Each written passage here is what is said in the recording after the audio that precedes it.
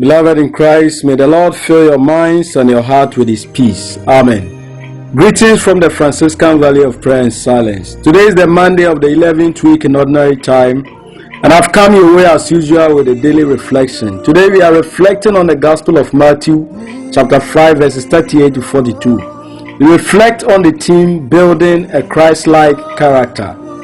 When Christ made a statement, you have heard that it was said, an eye for an eye and a tooth for a tooth.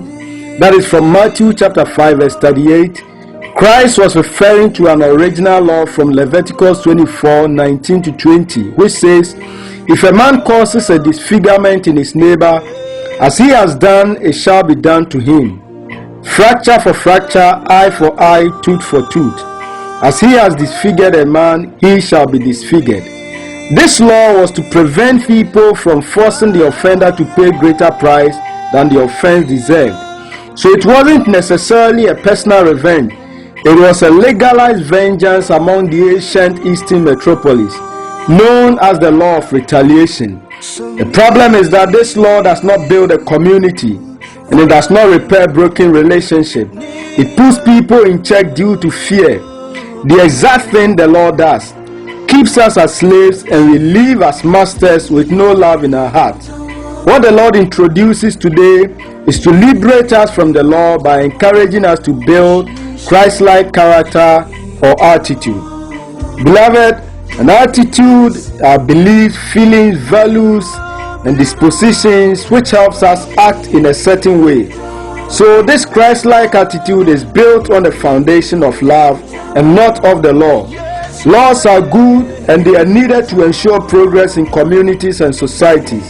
However, building a Christ-like character with love enables people to live cordially, respecting one another and having the heart to love as something which comes from within and not because of fear of the law. Jesus Christ asked that when one strikes our cheek, we should give the other as well, and that when a coat is taken, the cloak should be added, etc. A blow on the cheek, beloved, was considered the most grievous of insult in the ancient world. So is taking someone's cloak and cloth considered as stripping the person of all he or she owes. Beloved, Christ is simply asking us to go beyond the ordinary, to change the status quo. A Christian always goes the extra mile, and we do that with love. Christ, in his difficult moment when dying on the cross, still prayed for the pardon for all his offenders. That is what he requires from us as his followers. He asks us to command strength from meekness. Beloved, the Christ-like character. We live in a society where forgiveness is seen as a sign of weakness and a sign of cowardice. A philosopher once said that religion is for the weak. So is our current society defining love and the attitude of forgiveness as a consolation for the weak. Nations have entered into war just to prove how strong they are.